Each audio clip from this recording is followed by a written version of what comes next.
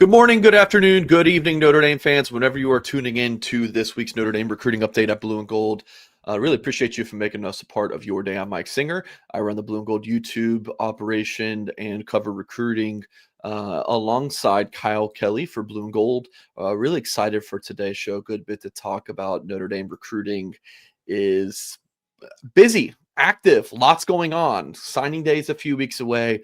So again, we have a ton to discuss in this video. We're going to ask that you hit the thumbs up on this video if you're watching live or watching back on YouTube.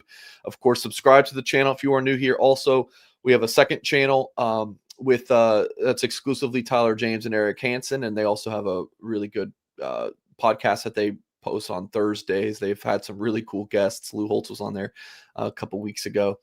So subscribe. It's in the link to the description of this video. And of course, if you're listening to this as a podcast, thank you very much. Please leave us a 5-star review wherever you listen to your podcast, and would appreciate if you filled out a reason why you're leaving that 5-star review. Luis, K-Mac, Joe, Sly Fox, really good to see you all in the chat. Joe's asking, he says he's looking forward to hearing about this past weekend. You're in luck. We already have a video on that. We posted that a couple days ago, so you can find that on the channel. I'm sure we will talk about the recruiting weekend a little bit. And we're about to actually right now with one prospect in particular, but you can watch more in a video we posted Tuesday. Kyle, how are you? Doing well. I'm glad you brought up that interview with Lou Holtz, because as I was trying to fall asleep last night, I was actually watching another interview with Lou Holtz. He actually did it with a Catholic priest who's a pretty popular YouTube guy, Father Mike Schmitz. So that was a really, really cool video. He was talking about his time at Notre Dame, and I know he had a great interview with Eric Hansen and Tyler James as well. So I think Lou is up there. He's in the high 80s. He might be 89 years old, but he's still kicking it. He said in the video I watched last night, he can't really walk too well anymore. I know he was at the Arkansas game earlier this year. But yeah, he's starting to slow down a little bit physically, but he is still just as strong mentally. And you can bet that he still remains plugged into the Notre Dame football program. Absolutely. Folks, this holiday season is here, and Academy Sports and Outdoors has the legendary gifts you need at undefeatable prices every day. Shop in-store or online at academy.com to save on gifts on everybody's list, from football jerseys and basketball hoops to fire pits and deer stands. The most wonderful time of the year happens here this holiday season. Give the gift of fun from Academy Sports and Outdoors, and they do have locations, of course, across Indiana, including one in Mishawaka that opened up in September. Of course, Kyle, the big news in the recruiting world, the Notre Dame recruiting world specifically, was the commitment of Khil Terry that happened on Wednesday. I mean, a week ago, if I would have told you, hey, Kyle, Khil Terry is going to commit to Notre Dame, you'd be like, what? He was kind of a late add to Notre Dame's visitor weekend for the Navy game. Visits on Saturday, hung around campus on Sunday, went back home, talked it over with his family. By the time he went to bed on Sunday, called Mike Mickens and committed. Set the commitment date, announced that on Monday, and Wednesday he's on the Irish commit list. So really came together quickly for Khil Terry, 5'11", 180 pounds. Safety prospect in the 27 class, number 164 overall player, number 17 player at his position. Tustin High School in Southern California. It's got a ton of big-time prospects. Notre Dame's recruiting a couple of his teammates. So, Kyle, we posted a video on this yesterday with Tyler James, so some really good stuff. But let's hear from you. Your thoughts on this commitment. Yeah, I'm sure Tyler, being the film junkie that he is, he probably went in a little bit more in depth what Notre Dame is getting in Terry. So I'll kind of just share some of my general thoughts on this recruitment. This one surprised me too, Mike. For one, when we received word of the recruits who were going to be on campus last weekend, Khil Terry wasn't on that list. I actually texted Khil individually on Saturday morning just to check in with him, and he told me he was on the way to South Bend. So he was supposed to visit Notre Dame. I believe it was for the USC game. He was actually on that list. was unable to make it that weekend, but still wanted to get to Notre Dame this season.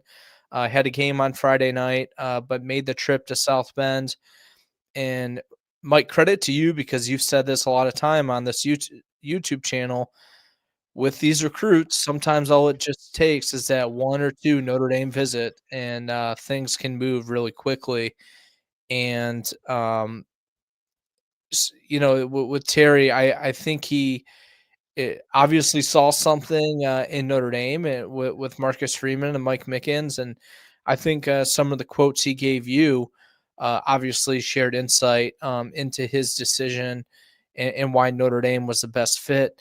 The reason I was a little bit surprised by it was that it seemed like he was trending toward USC, and if you're a real recruiting junkie or follow this coverage the way I tend to do, I mean, it's my job, it's what I'm paid to do. But Mike knows I really get into the weeds with some of this stuff. But ever since Chad Bowden left Notre Dame for USC, he's just put a really strong emphasis on California recruiting. They've secured multiple top guys in the 26 cycle from California. I figured they would like to do the same in 2027. There are predictions in for Terry to end up at USC. He gets to Notre Dame, and obviously things start moving pretty quickly there. And I'm sure this surprised some Notre Dame fans as well because, I mentioned in my 5 thoughts column on Wednesday that before Terry committed, there were 17 prospects who had been predicted to Notre Dame. 17 guys. I mean, that could pretty much That aren't committed to Notre Dame already? now it's down to 16. So, before Terry committed, there were 17. So Wow. 16 left, and of those 16 who are predicted to Notre Dame, I think 3 or 4 of those guys are defensive backs. So, Yeah. if you're a Notre Dame fan, even if you're me, you probably expected some of these guys to come off the board sooner than Terry. So that's part of what surprised me. Just one last thought in terms of what Notre Dame's getting here. I see a playmaker in the secondary, a guy who can play nickel, can play safety. You've seen him line up at cornerback for Tustin High School. I think he had about 16 pass breakups this season for Tustin, It's a lot. 4 interceptions, upwards of 60 tackles. The exact type of player that you want playing that nickel or safety position at Notre Dame. I know he mentioned on the during his commitment ceremony that Mike Mickens has compared him to Adon Schuler, Notre Dame's junior safety. And I know there were some comparisons to Louis Gilman and just Julian Love as well. So, like this gift for Notre Dame, and I think it's progressing to be another strong recruiting haul in the 27 cycle, especially in the secondary. Yeah, he mentioned the Schuler thing to me as well, which makes sense. Like Terry is, definitely more of a play around the box safety, like Schuler, and whereas like Tate Johnson is your deep middle of the field guy. So yeah, I like that he mentioned that to me as well. I've when we recorded the Tyler James and I recorded the video talking about his commitment. I think we did that on Tuesday, and Tyler said Schuler. I was like, I like that. And I also liked, it kind of reminds me of like Nick Reddish, not a, tall guy, but very versatile and could do a lot of different things. Reddish is, of course, committed to Notre Dame in the 2026 class. And Terry has a higher ceiling than Reddish as just an overall talent and football player, in my opinion. So I think it's a really nice get. Was a surprise, not just to me, you, and Notre Dame fans, Kyle. I would say the Irish staff going into that trip felt good, but even they were a bit surprised that he committed now. I think that like the USC, oh, it's not what I think. What I've read on like the USC side of things is that it's a matter of they had him pump the brakes on going there or something. I'm like, spin zone. That's what it feels like to me. That would surprise me just because if that was the case, if you just want to say that USC didn't want to take Terry yet, that wouldn't really align with what they're doing in the 27 cycle.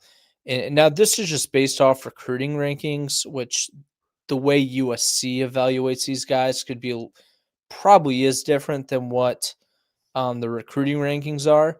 But when you look at the commit list in the 27 cycle or in the 26 cycle for USC, there's a lot of lower rated 3-star guys from California in that class.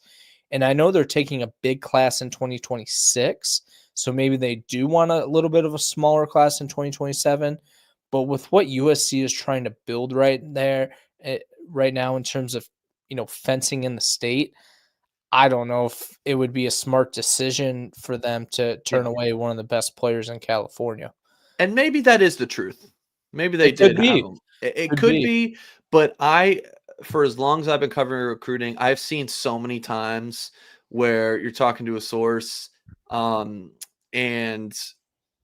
it's like, oh yeah, well he's not in the sort, like the kid isn't going to that source's school, and it's like, oh well, we didn't want him anyway, kind of thing. I'm like, I've just heard it so many times. I'm like, I don't believe you. It Like, happens a lot. so is that, again, the USC side could be accurate, but I also feel like to Kyle's point, like it just doesn't make sense. Why would you pump the brakes on this kid? Like Notre Dame is a better football program than USC. It just is. It Go look at doesn't. that October 18th box score. So like Notre Dame thinks he's good enough. Like, so. Yeah, it just doesn't align with what their strategy has been since they reshaped their personnel department. And I know, USC, they're well positioned for 2 other safeties. I think one of them is actually getting on campus this weekend, who's a Notre Dame target out of San Diego, Honor Felave Johnson. I apologize for the possible mispronunciation there, but he seems to be trending to USC going into that visit. I know that I'm pretty sure there might be a prediction in favor of USC for Gavin Williams, the 4-star safety out of La Verne, California, goes to Damien, which is a small Catholic high school in SoCal. But let me tell you this about Williams is, I don't know if we're going to have the 2027 defensive back recruiting No, conversation or yeah, we not. will. So I guess I'll just kind of spin it towards that, Mike, that, when you maybe if you're starting to pencil in guys or project the way this class is going to shape up, I wouldn't be surprised if Gavin Williams is one of the guys that ends up on the commit list for Notre Dame. Uh, he had another strong visit to campus for the USC game, was in South Bend in June. And I think Notre Dame's making a big push Yeah. here. And I talked to Williams after his visit. His faith is really important to him. It's important to his family. He's at a small Catholic school now, and I think there's some things working in Notre Dame's favor in Williams' recruitment.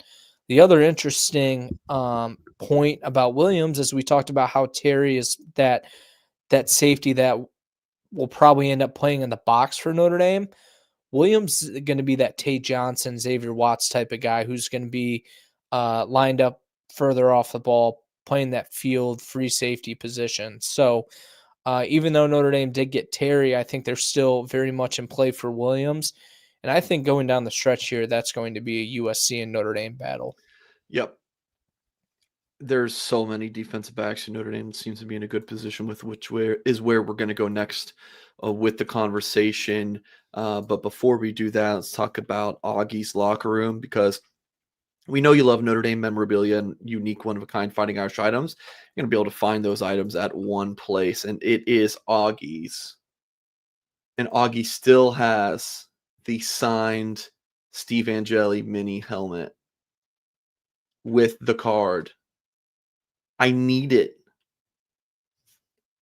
And I really do love that it's $10 more expensive than the Brian Kelly one.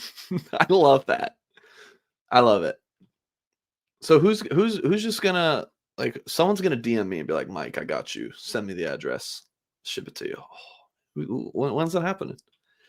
Augie's Locker Room, folks. Go to augieslockerroom.com. Let's get this guy a sale, and let's get a new mini helmet to put behind Mike Singer here on the YouTube display. And yes, I did just speak about myself in the third person.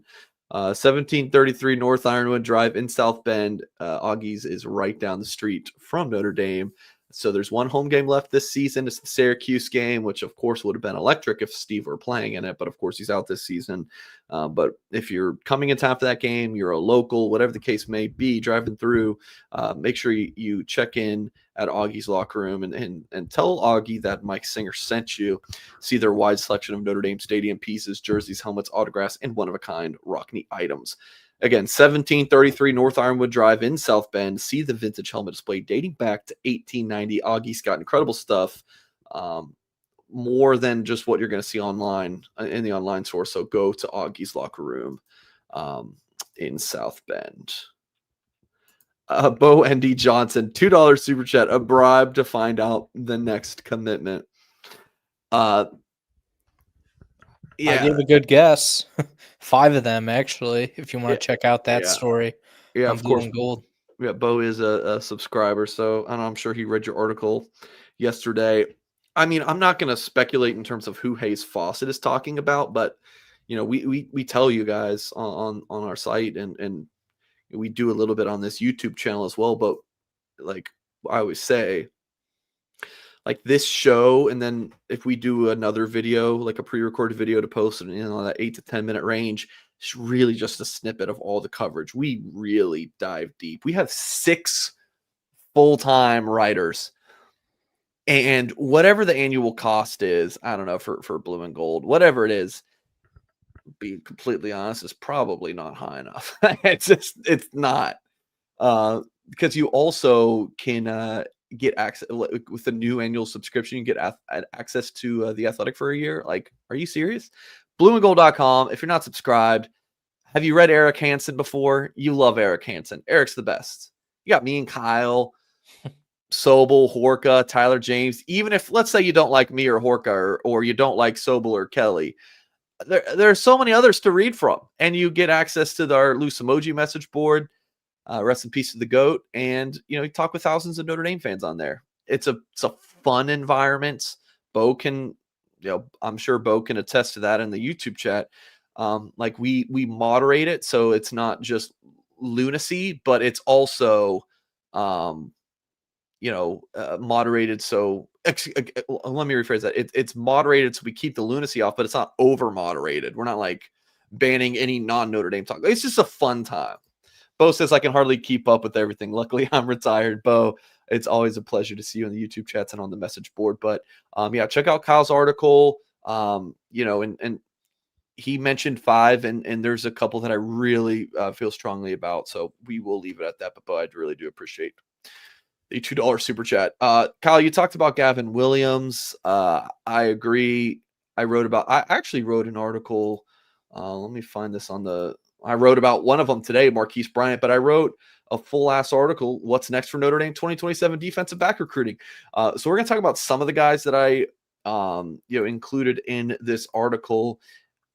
Joshua Dobson. If Notre Dame is shooting for the stars in the 27 defensive back class, I would expect they're going to take somewhere between 4 and 6 defensive backs, like a minimum of 4 and a high end of 6. Like that's just a guesstimate. I mean, like, what else are they're not going to take 7, and they're not going to take 3.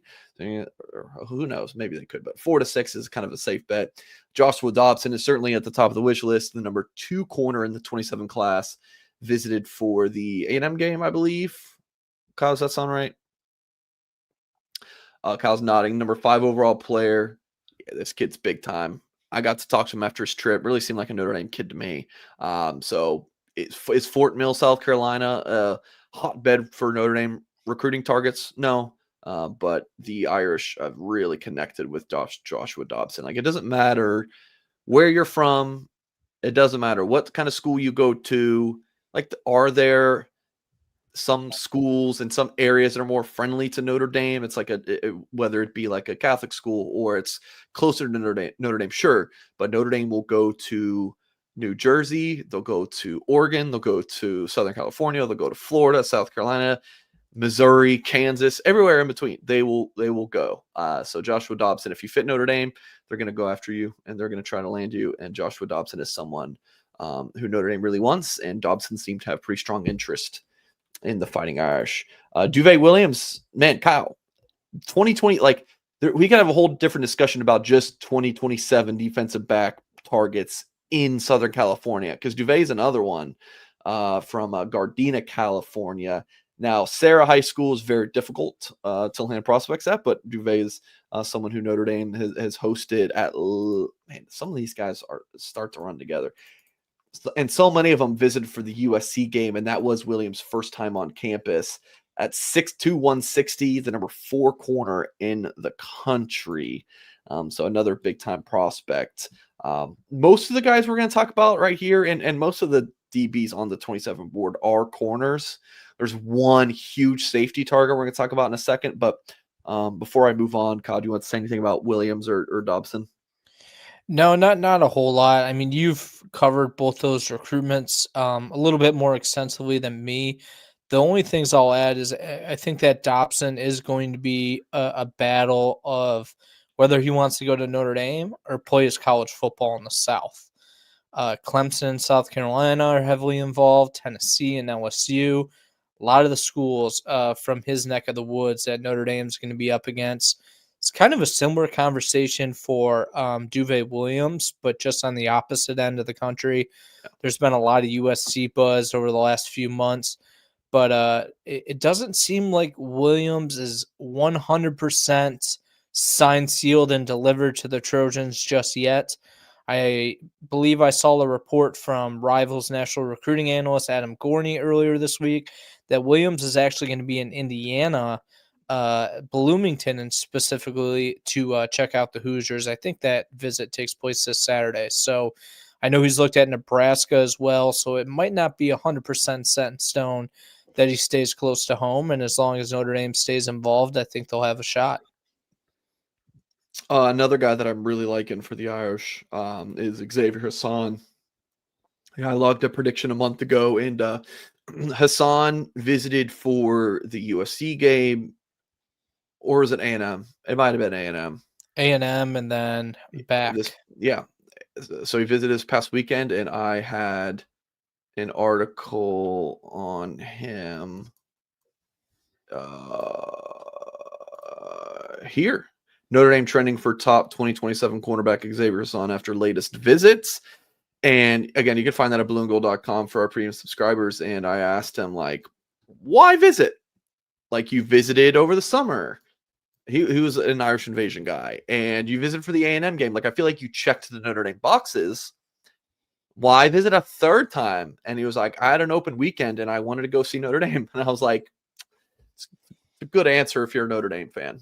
Like, I paraphrasing, that's pretty much how the conversation went. I didn't add the Notre Dame fan part, but that I'm pretty encouraged where the Irish stand. 5'11", 190 pounds, Hassan from Cardinal Gibbons in Raleigh, North Carolina, number 7 corner in the 27 class. So, you know, the comments about building Mike Mickens a statue, obviously no, but also maybe Mike Mickens should, because I say this a lot, but like, Kyle, you don't even understand what defensive back recruiting, like, covering that used to be. It was dire. You had Kyle Hamilton come in as, like, Kyle Hamilton was a unicorn on the field, but also like a unicorn recruiting win for Notre Dame in a sense.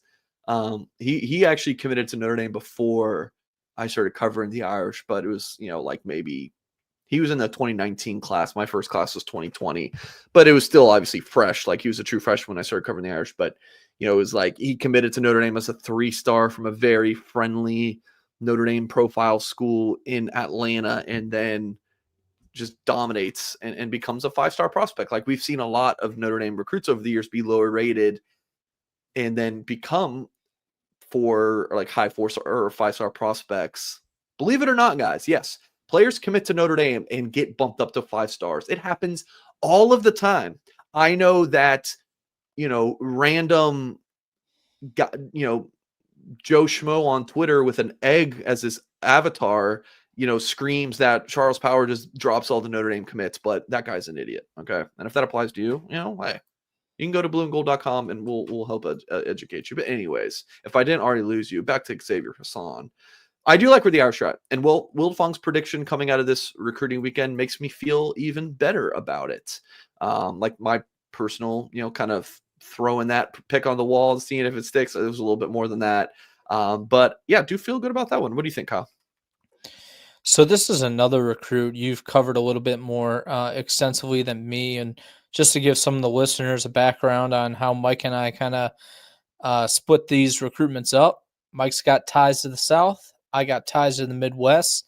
That's not to say he doesn't have ties to the Midwest and I don't have ties to the South, but that's just the way it works. It works better and that way. And so Mike's covered mostly the North Carolina guys for us, so he knows about Hassan. And I got a little bit of a pulse too, and I wanted to ask you this question, Mike. It feels with Hassan that I think he knows where he wants to go. I think it's just him trying to figure out whether he wants to make that decision just yet. Does he want to shut it down and commit to Notre Dame? This is just me completely speculating, but when you look, just kind of read the tea leaves, it seems like Notre Dame's pretty far out in front right now. So it just seems like it's a matter of, when, not if. I think the matter of when, not if, might be a little bold. I'm not even saying I disagree with it, but it may not be that cut and dry. This is my question. Who's the competition for Notre Dame even? Is it Ohio State? Is it Tennessee? Ohio State has offered him, correct? Yes, they have. Yes. Yep. Georgia, I think he's a Notre Dame kid through and through. I just don't see Tennessee. Like, I don't see like one of the football factory powerhouse kind of schools for him. It's not going to be like a Duke, I don't think. I don't even know who is it Tennessee? Because Tennessee's the biggest competition. He does not really have a set commitment timeline, which does mean it could come anytime, but it also might not. If it's February and he hasn't committed, I might be surprised at this point. Like if you tell me, hey, in February Hassan's not committed, I might be like, huh, really? I might be surprised. I do think that he's far along in the process, Kyle. He's visited a lot of schools. Yeah, he has. 5 plus 3 plus 3 plus 3 plus 3 plus 2 plus 2 plus 2 plus 2 plus 2. And then there's like 8 other schools he's visited once. So it's a good bit of visits. So, yeah, I hope that answers your question, Kyle. Yeah, no, it does. It just like if I'm Xavier Hassan, like if I'm not committing to Notre Dame yet, it just kind of feels like, once again, this is me speaking as if I were Xavier Hassan. I think it's just, do I want to commit right now? Or do I want to see how the coaching cycle shapes out? Do I want coaches to come visit me in January? Do I want to have those conversations? So that's kind of, how I personally feel about it. But from everything I've heard and read and all the reporting, my reporting, yours, is that Notre Dame is the team to beat in this recruitment. Feels right having college football back, ladies and gentlemen. You got the tailgates, the smell of the grill, the roar of the crowd at kickoff. Nothing beats being at one of those events in person, but getting those tickets can be a nightmare. You have the endless queues, the surprise fees, prices jumping right before checkout, when all you want to do is be in the stands. That's why you got to start using Gametime. It gives the advantage back to your hands. It's the hack for unlocking amazing tickets and experiences in just a few taps. I know many of you want to go see Sabrina Carpenter and her short and sweet tour. So check out gametime.co for more information on that. It's incredibly easy to use, and the Gametime guarantee means that you can trust you'll get 100% authentic tickets on time and at the best price. Plus, fees are always included, so what you see is what you pay. I love the zone deals. You pick the section. Gametime will pick your exact seat, so you save even more. You can follow your favorite teams to get alerts when prices drop, and everything is backed by the lowest price guarantee, or Gametime will credit you 110% of the difference. So take the guesswork out of buying college football tickets with Gametime. Download the Gametime app, create an account, and use promo code ON3 for $20 off your first purchase. Terms apply. Again, create an account, redeem code ON3 for $20 off. Swipe, tap, ticket, go. Download the Gametime app today. Cal, you talked about our recruiting coverage. Cincinnati is typically your neck of the woods. I have had great trips to Ohio. I have not been to Ohio since we hired you in whatever year that was because of obvious reasons where you're based, but I love going to Cincinnati. You came close to coming to Ohio. You were basically on the border 2 years ago when we went to go. Was that 2 years ago?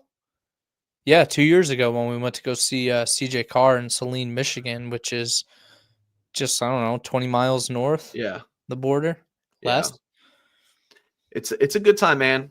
Anytime I can go to like Skyline Chili, chef's kiss. You It's can gross, have but it. it's amazing.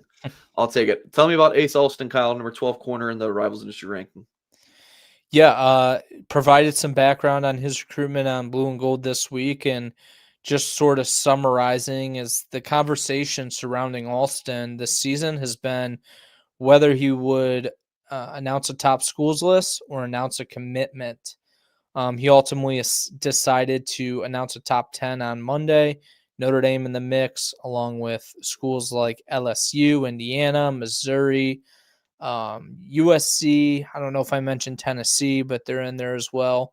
So right now, that's where Alston's recruitment is situated.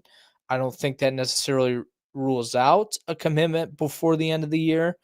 Not exactly certain about what that commitment timeline looks like now.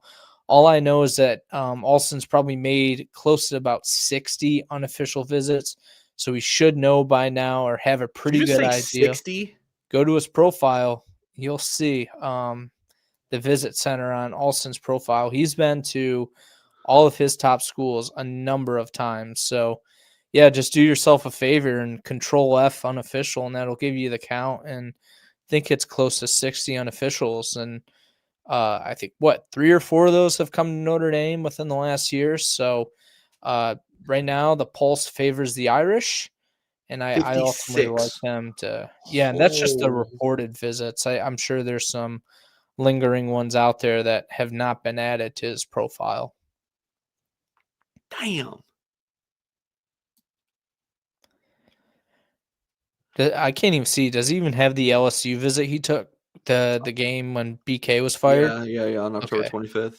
Okay, Yeah, he so even went yeah, to it's updated. UCLA. No head coach, UCLA. That's probably a fun trip, though. Wow. That's crazy. And he's a junior. So he's got to have a pretty good idea of what to expect on these visits and everything like that now. I think Notre Dame's out in front here. I do, too. My prediction reflects that in the RPM. Here's a question for you, Kyle. Do you see Brian Kelly getting a statue at Notre Dame? Absolutely not. Moving on.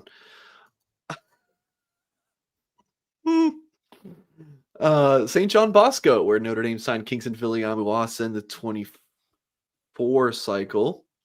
The Irish are recruiting Jaylen Hill, 6'3" cornerback, had a really, really good visit to Notre Dame for the Texas A&M game. He has previously told rivals that A&M and Notre Dame are at the top of his list. I'm sure USC is right there as well. Number 14 corner in the 2027 class. I have really nothing new to report here, but Notre Dame sources were absolutely buzzing after his trip for that A&M game.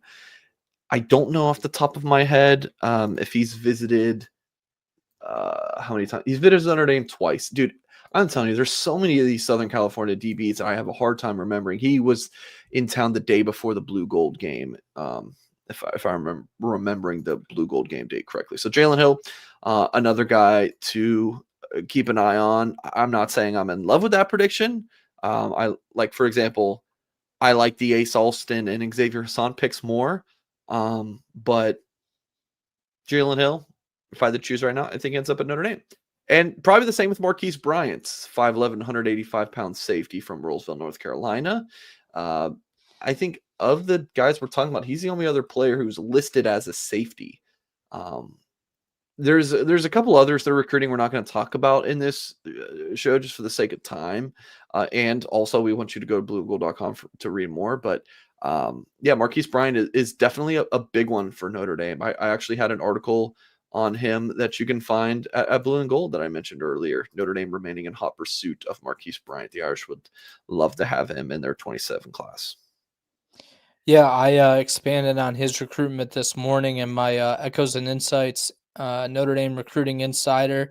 So you can check that out and, what kind of the latest pulse on that recruitment says. And for that matter, his teammates at Roseville who visited Notre Dame for the USC game. Bryant was on campus that day. Seems like coming out of that visit, the momentum has been swirling in Notre Dame's favor. Still time that things could change, but I think with the way things sort of stand right now, that the Irish are the team to beat. And I know we're saying this about a lot of defensive backs, but that's just the fact of the matter right now, that if Notre Dame's not the favorite or leading the charge for a lot of these recruitments, they're right there as the number 2 or the number 3 school. So this goes back to the conversation I made in one of our past videos, that Notre Dame might find itself in a situation where they might have to turn some guys away, because I don't know if they can take 6 or 7 DBs. And I think all of this will sort of work itself out anyway. But I mean, we've covered a lot of these guys, and there's even more we can talk about who we think Notre Dame's well positioned for. And who's to say Bryant's not the next to commit, to be honest? That wouldn't surprise me. I'm considering a pick in the RPM in favor of Notre Dame. We'll see what happens. But yeah, Irish in a really good spot for another North Carolina prospect, a state that Freeman has absolutely dominated since taking over in 2022. Yeah, Charlotte, Raleigh, done really well in both of those two key areas. Kyle, what is next, or what's left, I should say, for Notre Dame? I wrote an article about it, so I'll let you go first. But what's left for Notre Dame to accomplish between now and National Signing Day, which is the earliest it's ever been, I believe, December 3rd. I don't remember it. Was it last year they moved it up to the first Wednesday in December? Yeah. Yep. So, but maybe like December 1st was on like a Thursday. So then like it was December, 7th, and it was like that Wednesday or something like that. So it was later. Now it's December 3rd. It's so soon. So there is no, like, when you guys remember the story about Brian Kelly, of course, in the Burnt Ends, right? He goes on a home visit with Tobias Merriweather right after the Stanford game. That would have been 2022. So it's like Audric Estime ran all over Stanford or something like that. Anyways, that home visit that Kelly did, you can't do that before signing day anymore. It's a dead period. There's just no time. So it's crazy. Like December 3rd, these, like, for a Matt Sig, you don't get to see where James Franklin ends up. It's still in the middle of the football season for the top schools. It's kind of wild. When is Selection Sunday? Is it the week after? I think it's that Sunday, or no, yeah, it is the week after. Yeah, you're right.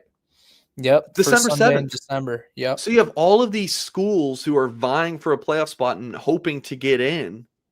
Like, you're not going anywhere. Like all those coaching changes that might happen would take place. A lot of them, right? For like if there is for these top schools, happen after signing. It's crazy to me, but that's a side note. What does Notre Dame need to accomplish between now and signing day? Yeah, just to be transparent, I did not read your story because I believe I was traveling to go Kyle, see it's okay. We do enough writing. It, We don't have to do a lot of reading too. That's all right. Yeah.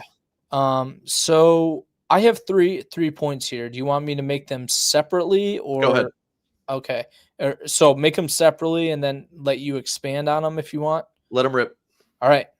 So First one is I think they got to sort out the Matt Sig situation. I think that's the first one because he's the last remaining target on the board for Notre Dame in the 26 cycle. Four-star safety committed to Penn State out of Pittsburgh. Visited Notre Dame last weekend. From what Matt has told me and what I have heard is Notre Dame's pushing for him. And I believe they want him. I just don't know how bad. And is it worth Notre Dame sort of bending over backward to add Matt Sig to a class if that potentially erases a spot they would have in the transfer portal? They already have 5 defensive backs committed in the 2026 class, so it feels like adding Matt Sig might be a little bit more of a luxury. And I mean, to be honest, I believe those are some of the same conversations Notre Dame is having right now. If he called to commit today, would they say no? I don't know. I'm going to say I probably don't think so. I think they would take his commitment. But is it worth doing it if that takes away a spot for a potential transfer? So Number two. Number two is, it's pretty simple. This is, procedural or whatever you want to call it, is you just need to ensure all the commits have their questions answered. You don't want any lingering questions going into signing day. I feel like most of these guys are locked in, but if there's something they're worried about, whether it be their, the class schedule or, if an assistant coach were to leave, what's the plan there? Or, obviously I got to take a phone call.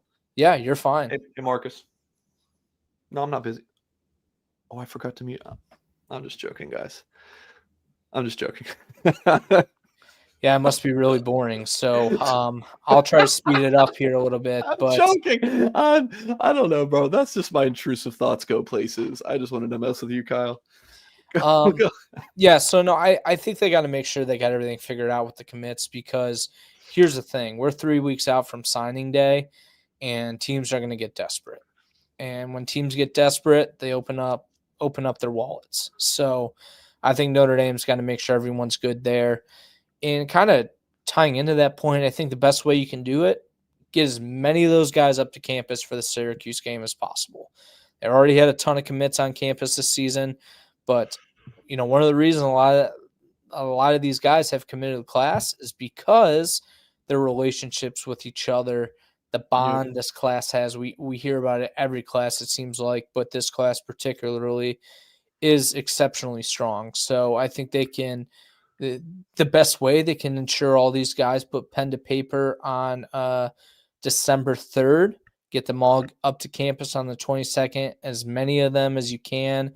Make sure everything is all situated, ready to go, to the point what time that paperwork is being sent in on December 3rd. You don't want a situation where you're wondering where that paperwork is.